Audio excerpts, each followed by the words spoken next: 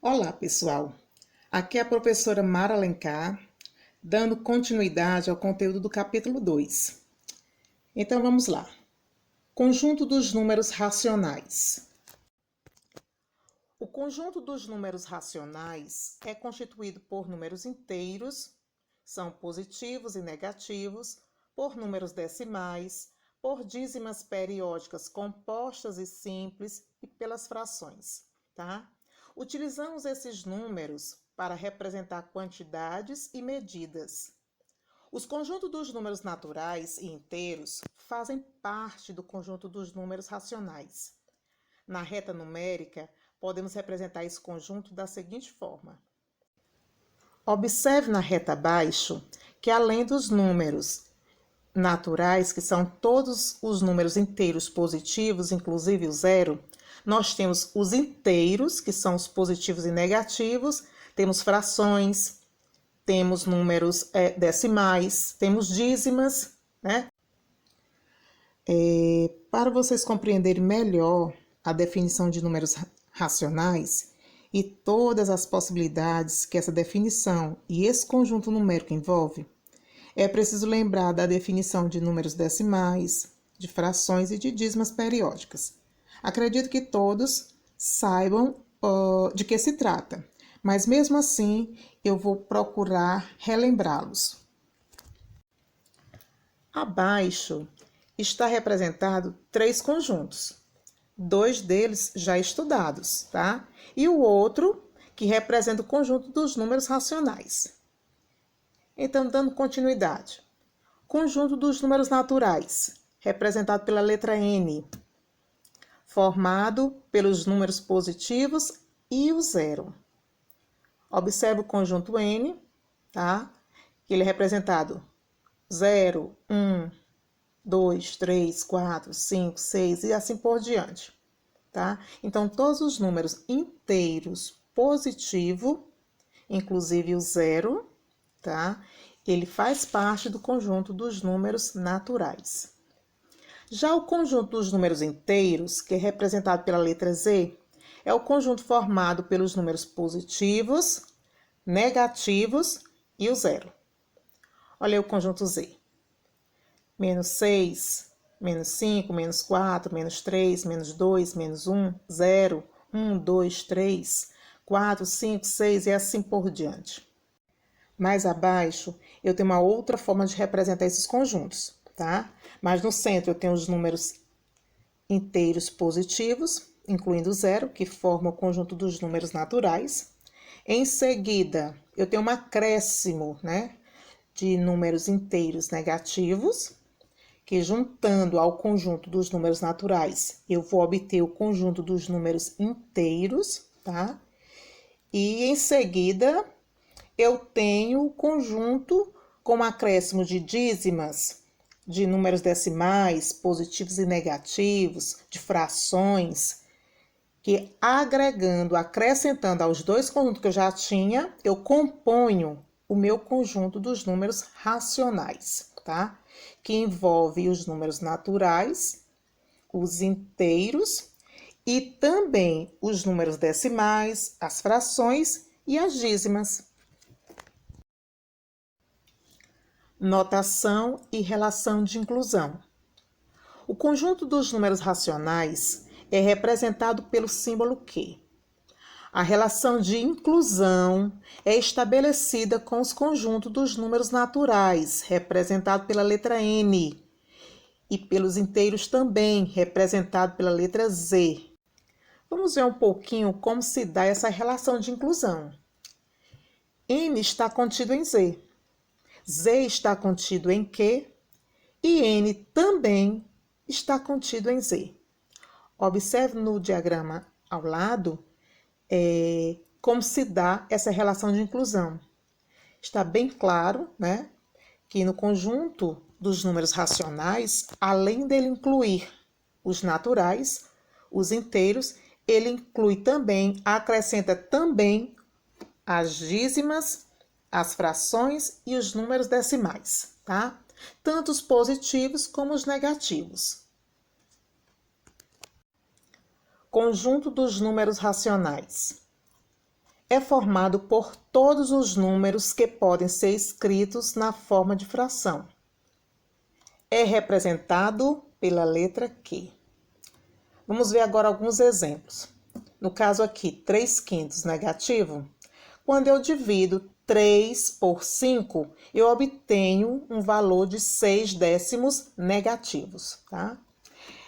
Temos também outros exemplos, outras leituras de números.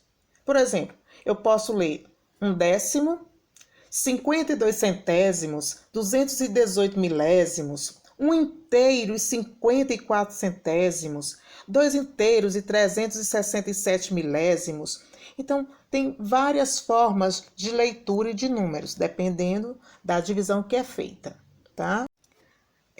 No segundo exemplo, eu tenho uma dízima periódica, que ela é o resultado da divisão de 6 por 9, tá? Que eu obtive 0,66 e é uma infinidade de 6, tá? E ela é chamada de dízima periódica, tá? Porque não tem fim. Eu posso passar horas tentando dividir e o resultado sempre vai ser esse. Sabendo que as dízimas periódicas também fazem parte desse conjunto dos números racionais, certo? Aí, no terceiro exemplo, eu tenho 1/10 em forma de fração. Quando eu divido 1 por 10, eu vou obter o número decimal 1/10, ok? No quarto exemplo, eu tenho um número misto. Esse número misto, por que ele é chamado dessa forma? Porque ele é composto por o 2, que é um número inteiro, e 1/4, que é uma fração, tá? Esse número misto eu posso transformar também em uma fração imprópria. Se vocês observarem, 2 inteiros negativo e 1/4 é igual a 7/4 negativo, certo? Tem uma transformação desse número misto em uma fração imprópria, ok? Pessoal, agora iremos conhecer alguns subconjuntos dos números racionais. Os números racionais também possuem subconjuntos, e os mesmos estão listados a seguir. O primeiro deles é o conjunto dos números racionais não nulos, que é representado pela letra Q com esse asterisco, tá? O que isso indica? Esse conjunto ele é representado por todos os números, né? Positivos e negativos, decimais, todos eles. Sendo que o 0 não pertence a esse conjunto, tá? Porque ele é um elemento nulo. Então, quando vocês encontrarem esse conjunto, esse Q com asterisco, isso indica que é retirando o 0 do conjunto, tá bom? Temos também o conjunto dos números racionais não negativos. O que ele representa? Ele representa todos os números positivos, tá? Incluindo o 0. E ele é representado pela letra Q e esse sinalzinho de mais, certo? Temos também conjunto dos números racionais positivos e não nulo. Mais uma vez, temos aí o Q com o sinalzinho positivo e o asterisco. O que isso quer me dizer? Que ele é representado por todos os números positivos, racionais, mas o 0 está de fora, tá? O 0 não pertence a esse conjunto. Temos também o conjunto dos racionais não positivos, que é representado pela letra Q e o sinalzinho negativo embaixo, certo? Como vocês estão vendo, são todos os números negativos, incluindo o 0, tá? Que fazem parte desse conjunto. E por último, temos o conjunto dos números racionais negativos e não nulo, que é representado pela letra Q, o sinalzinho negativo e o asterisco. Indica dizer, mais uma vez, que o 0 não pertence a esse conjunto. Ele é representado apenas pelos números racionais negativos, tá? O 0 está fora, ok? Agora, eu irei falar de algo que eu tenho certeza que vocês já estudaram, mas não custa nada relembrar, tá?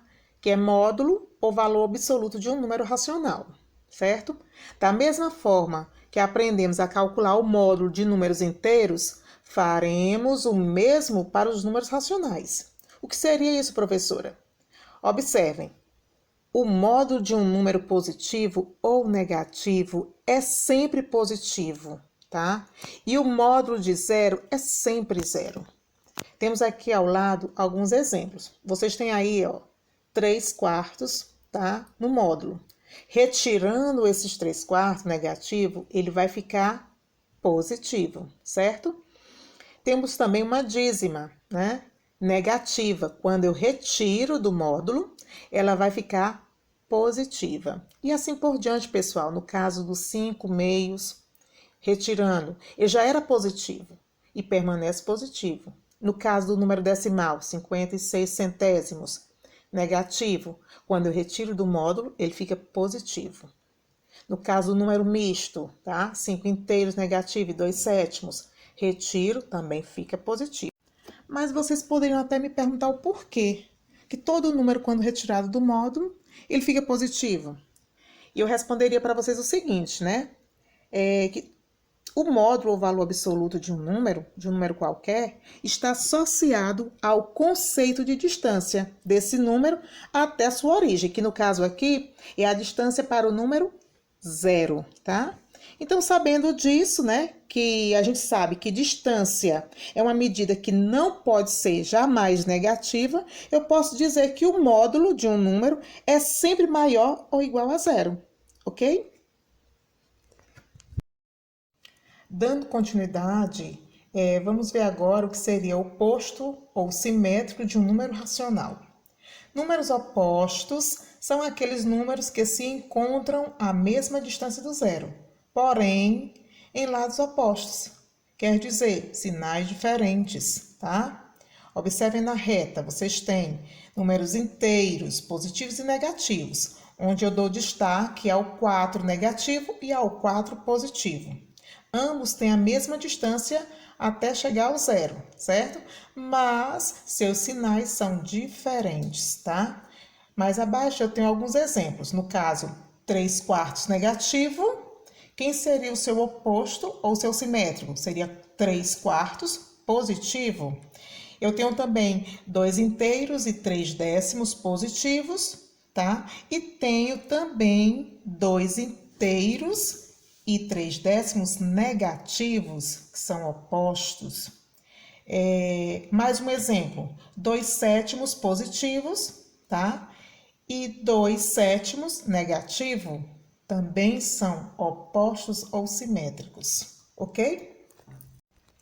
Muito bem, chegamos agora na geratriz de dízimas periódicas. O que é isso, professora? É a fração que deu origem a uma dízima periódica. O que seriam dízimas periódicas? São números infinitos e periódicos, tá? Além disso, as dízimas periódicas podem ser representadas na forma fracionária, tá? Ou seja, podemos dizer que elas são números racionais, tá? Elas são representadas na forma de fração. Então, vamos lá. Dízimas simples, tá? O que seriam essas dízimas simples? Elas são chamadas de dízimas simples quando apresentam a parte inteira e após a vírgula apenas algarismos que se repetem. Observe os exemplos abaixo. 0,777 reticência, tá? Quem deu origem a essa dízima? A fração 7 nonos. Quando eu divido 7 por 9, eu vou obter essa dízima. Como eu falei para vocês, depois da vírgula que tem esse número, eu só estou vendo um algarismo que se repete constantemente, tá? Por isso que ela é chamada de dízima simples. Na sua parte periódica, só aparecem números que se repetem até o infinito. No segundo exemplo, eu tenho 2 algarismos que se repetem, no caso 23. Tá? A fração que deu origem a essa dízima foi a fração 23/99avos, tá? Então, essa fração, quando eu divido 23 por 99, eu obtenho essa dízima. Novamente, observe que depois da sua vírgula, tá? Todos os números se repetem. O seu período se repete constantemente. tá? Observe que as dízimas periódicas compostas são um tanto diferentes, tá? Na dízima periódica composta, há um ou mais algarismo entre a vírgula e o período, que não entra na composição do período. O que isso quer dizer? São dízimas periódicas compostas, uma vez que entre o período e a vírgula existe uma parte não periódica. Analisando os exemplos abaixo, eu posso ver 2,2555, reticência, tá? Observando que o número 2, né, que é a parte não periódica, ela se encontra depois da vírgula, certo? E não se repete. Já o 5, ele se repete constantemente até o infinito.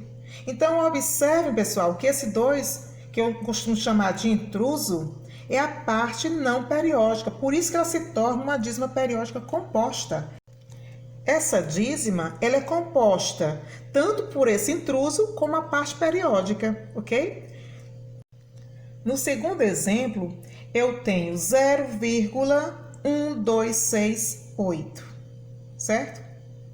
Olhando que o número 12 é a parte não periódica, a parte que não se repete na dízima. E analisando também que o 68 é a parte que se repete constantemente. Por isso, ela é chamada também de dízima periódica composta, certo? 12 é a parte não periódica e 68 a parte periódica. Também existem duas maneiras de representar as dízimas, tá? Uma é utilizando as reticências, tá? E a outra é representando esse tracinho em cima dos números que se repetem, ok? Também existem dízimas periódicas compostas, onde o número antes da vírgula não é o zero, pois representa a soma de um número qualquer mais a dízima. O que isso quer dizer? Que nos meus dois exemplos eu trouxe zero antes da vírgula, mas poderia ser o número 2, número 3, número 4, qualquer que fosse o número. Não teria nenhum problema, pode vir qualquer outro número, ok, pessoal? Certo, pessoal, por hoje estou concluindo esse conteúdo, certo? Qualquer coisa, vocês podem estar me procurando. Juntamente com esse vídeo, vou estar repassando uma atividade onde vocês vão responder e enviar no grupo, tá? E bons estudos, ok? Até a próxima!